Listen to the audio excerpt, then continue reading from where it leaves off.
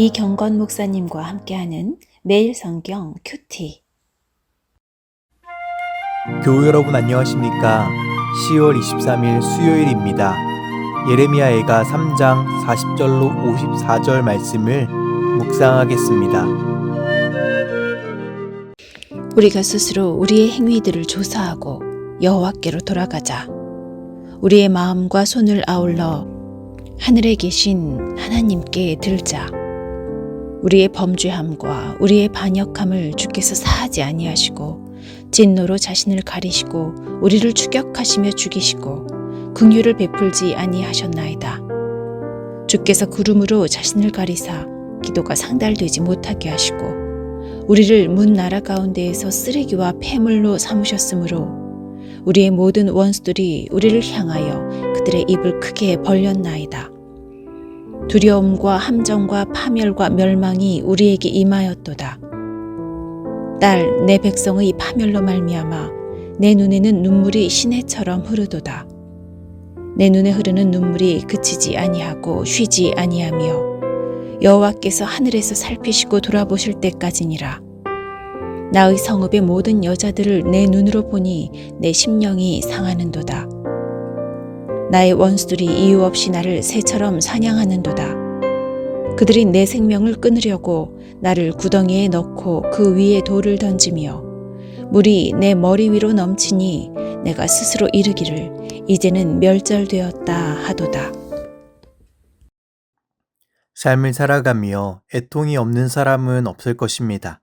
삶의 자리에서 슬픔이 없는 사람은 없을 것입니다. 어떤 사람은 자기의 자녀로 인해서 아파하고 어떤 사람은 재정의 어려움으로 애통합니다. 또 우리는 우리가 바라는 어떠한 일이 잘 안 될 때 애통하기도 합니다. 열왕기와 예레미야서, 예레미야애가는 이러한 애통을 담은 책입니다. 슬픔과 절망의 이야기를 담은 책입니다. 우리는 예레미야와 열왕기 그리고 예레미야애가를 이어서 묵상하고 있습니다. 이러한 성경을 오랫동안 묵상하니까 어떠한 분들은 이러한 생각을 하는 분들도 있을 것 같습니다. 왜 이렇게 슬픈 이야기만 묵상하게 되는가 생각하며 힘들 수 있습니다. 그런데 예레미야 애가를 보면서 우리가 기억해야 하는 것은 우리의 삶에서 애통하고 절망하지 않는 사람은 없다라는 것입니다. 그래서 우리가 예레미야 애가를 살펴볼 때에 기억해야 할 전제가 있습니다. 1장 12절 말씀에 지나가는 모든 사람들이여 너희에게는 관계가 없는가? 나의 고통과 같은 고통이 있는가? 볼지어다. 여호와께서 그의 진노하신 날에 나를 괴롭게 하신 것이로다. 이 말은 무슨 말입니까? 예레미야는 예레미야 애가의 대전제를 말하고 있습니다. 이 글을 읽는 독자 여러분, 여러분이 이 글을 읽을 때 이 글이 단순히 이스라엘만의 슬픈 이야기로 듣지 마십시오. 당신과 아무런 상관이 없는 일이라고 생각하지 마십시오. 당신과 아무런 관계가 없는지, 당신의 삶에 고통과 절망과 애통의 이야기는 없는지 돌아보며 이 이야기를 읽어보십시오 라고 말하는 것입니다. 이는 예레미야 시대와 우리가 살아가는 시대의 공동된 이야기를 담고 있기 때문입니다. 이스라엘 백성들이 심판을 당한 이유는 무엇입니까? 42절입니다. 우리의 범죄함과 우리의 반역함을 주께서 사하지 아니하셨다. 예레미야는 무엇 때문에 유다가 심판을 당했다고 말합니까? 범죄 때문입니다. 예레미야는 40년 동안 선지자로서 유다 백성들에게 지금은 하나님의 심판의 때입니다. 그러니 회개하고 다 이해할 수 없어도 하나님의 뜻에 항복하십시오 라고 말했습니다. 하지만 유다 백성들은 정말 말을 듣지 않았습니다. 정말 지지리도 말을 듣지 않았죠. 결국 유다는 멸망하고 맙니다. 예레미야는 이러한 상황에서 어떻게 반응합니까? 꼴 좋다. 내 말 안 듣고 나를 핍박하고 조롱하더니 참 꼴 좋구만. 이럴 수도 있었을 것입니다. 하지만 예레미야는 어떻게 반응하고 있습니까? 우리의 범죄함과 우리의 반역함 때문에 우리가 이렇게 심판을 받고 있습니다. 라고 말합니다. 어쩌면 유다의 죄는 예레미야와 아무런 상관이 없었을 수도 있습니다. 하지만 우리는 예레미야가 유다의 멸망을 보고 슬퍼하며 눈물 흘리는 모습을 봅니다. 왜 그렇습니까? 하나님의 사람의 애통은 세상의 방식과 달리 하나님의 아버지의 마음을 그대로 보여주는 애통이기 때문입니다. 48절입니다. 딸 내 백성의 파멸로 말미암아 내 눈에는 눈물이 시내처럼 흐르도다. 무슨 말입니까? 하나님의 입장에서 하나님께서 유다를 멸망시키셨지만 하나님께서는 자신의 자녀된 자들의 파멸로 말미암아 슬피 운다라는 것을 예레미야를 통해서 드러내고 있습니다. 49절입니다. 내 눈에 눈물이 그치지 아니하고 쉬지 아니하며 이렇게 예레미야는 하나님의 애통하심을 드러냅니다. 50절입니다. 여호와께서 하늘에서 살피시고 돌아보실 때까지 내가 이렇게 눈물을 흘리겠다라고 말합니다. 멸망과 절망의 때에 앞이 보이지 않는 때에 예레미야는 눈물로 하나님의 애통하심을 드러내며 하나님께서 우리를 돌아보실 때까지 하나님 앞에서 애통하겠다라고 말하고 있습니다. 예레미야의 애통은 어떠한 애통입니까? 40절입니다. 우리가 스스로 우리의 행위들을 조사하고 여호와께로 돌아가자. 아멘. 많은 사람들이 내 연약함 가운데에서 환경적인 원인 가운데에서 주변 사람들 가운데에서 원인을 찾고 애통하며 슬퍼합니다. 이러한 모습도 중요할 것입니다. 하지만 예레미야는 다른 문제보다 하나님을 찾지 않고 하나님의 말씀을 새기지 않는 이러한 부분들을 조사하고 하나님께로 돌아가자라고 말씀합니다. 이어서 41절입니다. 우리의 마음과 손을 아울러 하늘에 계신 하나님께 들자. 아멘. 마음과 손을 하나님께 들자.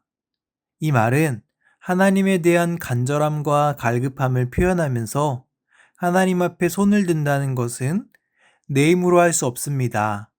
우리 인간은 본래 나의 연약함으로 그리고 우리의 상황과 환경적으로 스스로 할 수 없는 부분들이 많습니다. 주님, 나를 붙들어 주시고 도와주십시오라고 간구하고 있는 모습입니다. 적용입니다. 유다의 범죄와 반역 가운데 예레미야는 마치 유다의 죄악이 자신의 죄인 양 슬퍼하며 애통하고 있습니다. 우리의 애통이 이러한 애통이 되길 원합니다. 단순히 우리의 인생과 상황과 환경이 내 뜻대로 되지 않아서 슬퍼하고 애통하기보다 하나님의 뜻과 마음을 자주 잃어버리고 죄된 길로 가는 나와 자녀들을 보고 애통하는 우리가 되기를 소망합니다. 이러한 결단과 각오가 바로 여호와께로 돌아가는 결단이라고 할 수 있을 것입니다. 물론 세상의 어지러움 가운데 우리는 다른 것들을 탓하고 논쟁할 수 있습니다. 하지만 이런 것들에 집중하는 것은 우리를 구원과 온전함으로 이르게 하지 못함을 기억해야 합니다. 히브리서 5장 7절 말씀이 생각납니다. 그는 육체에 계실 때에 자기를 죽음에서 능히 구원하실 이에게 심한 통곡과 눈물로 간구와 소원을 올렸고 그의 경건하심으로 말미암아 들으심을 얻었느니라. 아멘. 예레미야처럼 이렇게 눈물 흘리시고 애통했던 분이 예수님이십니다. 오늘의 이야기를 통해 우리의 죄된 본성을 위해 심한 통곡과 눈물로 간구하신 예수 그리스도를 마음에 새기며 주님을 의지하는 복된 하루 보내시기를 간절히 소망합니다.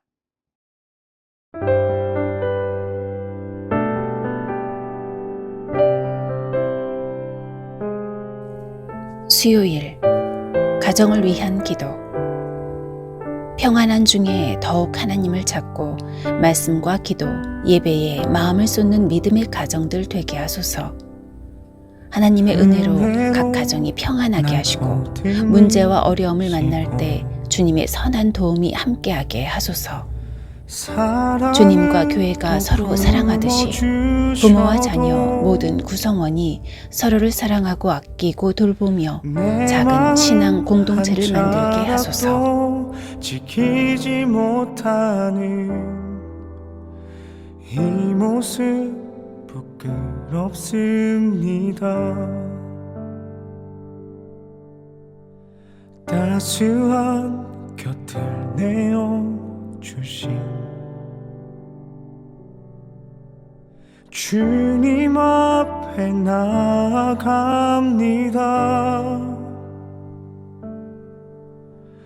표현 못할 긍휼로 나를 붙드시니 주 이름만 바라봅니다.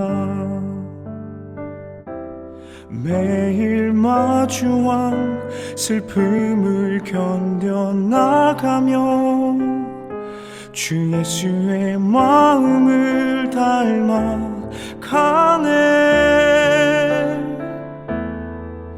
두려운 걸음마다 주가 동행하니 주 의지하며 오늘을 걷네. 주의 신실한 소망을 깊이 담으며 주 예수의 풍요를 채워가네.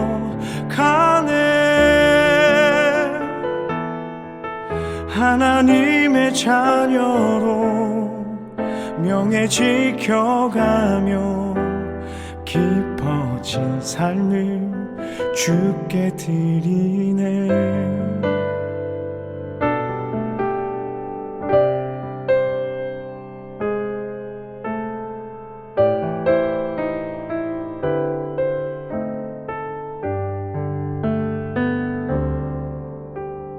따스한 곁을 내어주신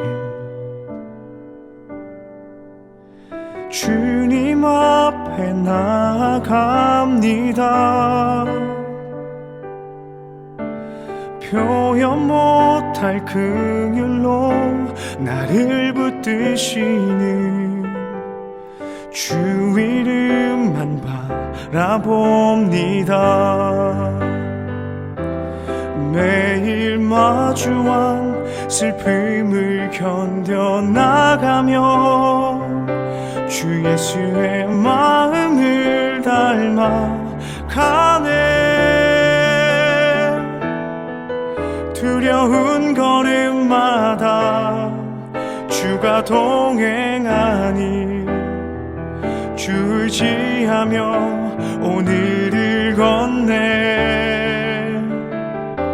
주의 신실한 소망을 깊이 담으며 주 예수의 풍요를 채워가네.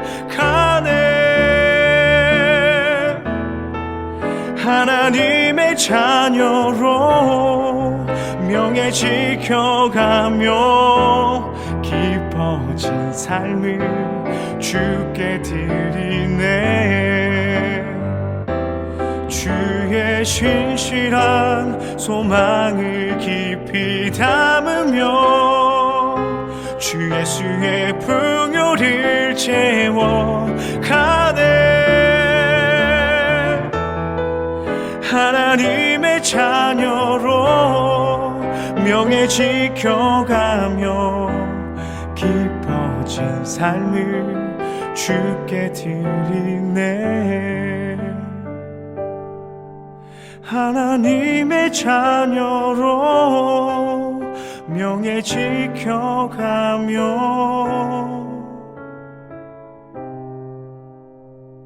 깊어진 삶을 주께 드리네.